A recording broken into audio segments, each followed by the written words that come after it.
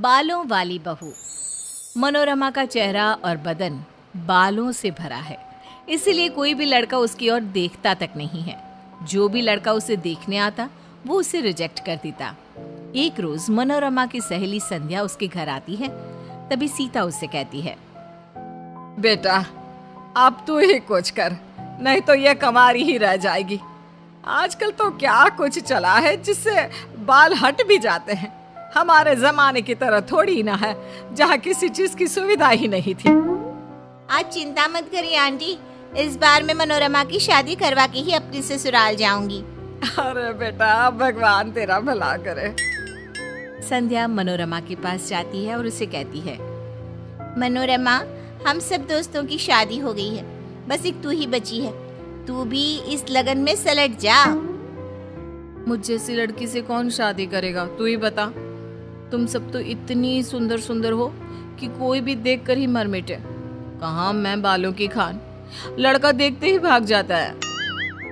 बाल तो हर किसी लड़की के होते हैं, इसमें कौन सी अलग बात है, लेकिन सब वैक्स करवाती हैं। चल आज तू भी करा, फिर देख कैसे तेरे लिए लड़कों की लाइन लग जाती है। नहीं नहीं नहीं, मुझे बहुत डर लगता है। अरे यार बहुत दर्द होता है, मैं नहीं करवा सकती ये सब। अरे पागल, एक बार ही तो कराना है, बस शादी हो जाए फिर क्या। संध्या मनोरमा को किसी तरह वैक्स करवाने के लिए मना लेती है और उसकी पूरी बॉडी और चेहरे पर वैक्स करवा देती है। वाह, ये मैं हूँ, कितनी सुंदर लग रही हूँ मैं। मनोरमा सुंदर लगने लगती है और विवेक उसे पसंद कर लेता है। संध्या के कहने के मुताबिक मनोरमा विवेक को कुछ नहीं बताती और उसकी शादी धूमधाम से हो जाती है और सीता की परेशानी भी हल हो जाती है। शादी होते ही विवेक और मनोरमा हनीमून पर चले जाते हैं। तब विवेक उससे कहता है, मैं तुमसे बहुत प्यार करता हूँ। मैं किस्मत वाला हूँ जो मुझे तुम जैसी इतनी सुंदर बीवी मिली। लगता है ये पल खत्म ही ना हो। मुझे कभी छोड़कर मत जाना। मैं कहीं नहीं जाने वाली। मनोरमा सोचती है, कहीं विवेक मेरे बालों के वापस आ जाने से मुझे छोड़ ना दे। कैसे रिएक्ट करेंगे वो जब उन्हें पता चलेगा कि मैंने उनसे ये बात छुपाई है। विवेक और मनोरमा हनीमून से वापस आ जाते हैं। धीरे धीरे मनोरमा के शरीर और चेहरे पर बाल वापस आने लगते हैं। एक दिन मनोरमा लस्सी पी रही होती है और उसके होठों के ऊपर मूंछ बन जाता है। ये विवेक देख लेता है। अरे ये क्या है मनोरमा, तुम्हारे होठों पर इतने सारे बाल। ये बाल वाल मुझे पसंद नहीं है। आज के आज इसे हटा कर आ जाओ। आज तो थर्सडे है, आज सासू माँ ने बाल कटवाने से मना किया है ना। अच्छा ठीक है, और किसी दिन चली जाना। कुछ दिनों के बाद मनोरमा के शरीर पर पहले की तरह ही बाल आ जाते हैं और मनोरमा पहले की तरह बदसूरत दिखने लगती है। एक रात जब विवेक उसके बगल में लेटा होता है, तब मनोरमा के पैर उसके पैर से टच हो जाते हैं और वो चिल्लाता है, कॉकरोच कॉकरोच। अरे बाबा, मैं हूँ। बाबा रे, तुम्हारे बाल हैं इतने कड़े, इतने तो लड़कों के भी नहीं होते। अब तो तुम्हारे बगल में सोना भी आफत हो गया है। मैं तो फंस गया हूँ तुम जैसी लड़की से शादी करके। शादी के वक्त कैसी दिखती थी, वो सब धोखा था। तुम्हारे घर वालों ने धोखा किया है मेरे साथ। विवेक गुस्से में कमरे से बाहर चला जाता है और मनोरमा रोने लगती है। जिस बात का डर था वही हो रहा है, अब मैं अपने इस रिश्ते को कैसे बचाऊं।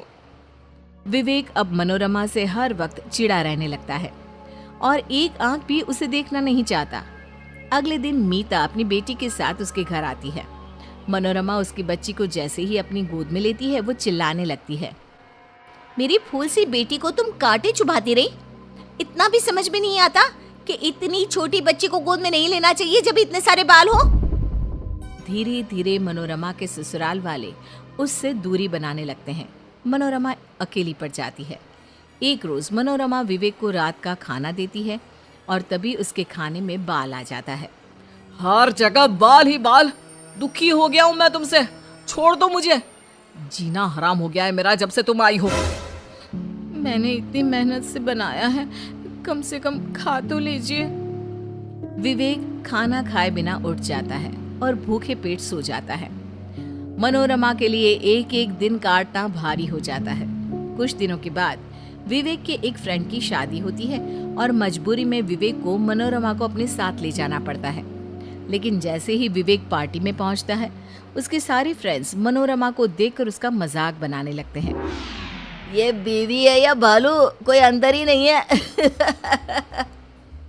कैसे रहता यार तू ऐसी लड़की के साथ, मैं तो कभी ना रह पाऊं। ऐसी लड़की से शादी करने से अच्छा था कि तू कंवारा रह जाता। दोस्तों की बातें सुनकर विवेक का मूड ऑफ हो जाता है और वो चुपचाप पार्टी से चला जाता है और घर जाकर मनोरमा से कहता है, मुझे तलाक चाहिए तुमसे, तलाक। अब मेरा पीछा छोड़ दो, अब और बेइज्जती मुझसे सही नहीं जाएगी। कल तक तुम ये कहते थे कि मुझे छोड़कर मत जाना, आज खुद ही निकाल रहे हो। मैं तुम्हारे बिना नहीं रह सकती हूँ। मुझे उस वक्त ये सब कुछ नहीं पता था, अब मैं तुम्हारे साथ नहीं रह सकता। चली जाओ तुम अपने घर वापस। मनोरमा कुछ नहीं कह पाती और वापस अपने घर चली जाती है। कुछ दिनों में दोनों का तलाक हो जाता है और मनोरमा सीता से कहती है, माँ, तुम्हारे और संध्या की इस झूठ ने मेरी जिंदगी तबाह कर दी। अरे मुझे क्या पता था बेटा कि ऐसा कुछ हो जाएगा, मैंने तो ये सब तेरे भले के लिए किया था। उधर विवेक निशा को डेट करने लगता है और दोनों की शादी पक्की हो जाती है। धीरे धीरे विवेक को हर चीज में मनोरमा की याद आने लगती है। निशा को आजकल की चौचले पसंद है और वो विवेक की एक जरा फिक्र नहीं करती। विवेक और निशा के शादी का दिन आ जाता है। जैसे ही फेरे शुरू होते हैं, विवेक मनोरमा के ख्याल में खो जाता है। मैंने मनोरमा के साथ अच्छा नहीं किया, वो मेरे खाने पीने सबका कितना ख्याल रखती थी, लेकिन निशा को तो इन सब से कोई मतलब ही नहीं है। मनोरमा की जगह मैं निशा को कभी नहीं दे सकता। विवेक फेरे रोक देता है और मनोरमा के पास जाकर उससे माफी मांगता है। मुझे माफ कर दो मनोरमा, मुझे अपनी गलती का एहसास हो गया है। मैंने इस बाल के चक्कर में अपनी जिंदगी का सुख चैन सब गंवा दिया। मुझे तुम वापस चाहिए, इन बालों के साथ ही। सुबह का बुला शाम को घर आ जाए तो उसे भूला नहीं कहते जी। विवेक मनोरमा से फिर से शादी कर लेता है और दोनों सुखी जीवन बिताने लगते हैं।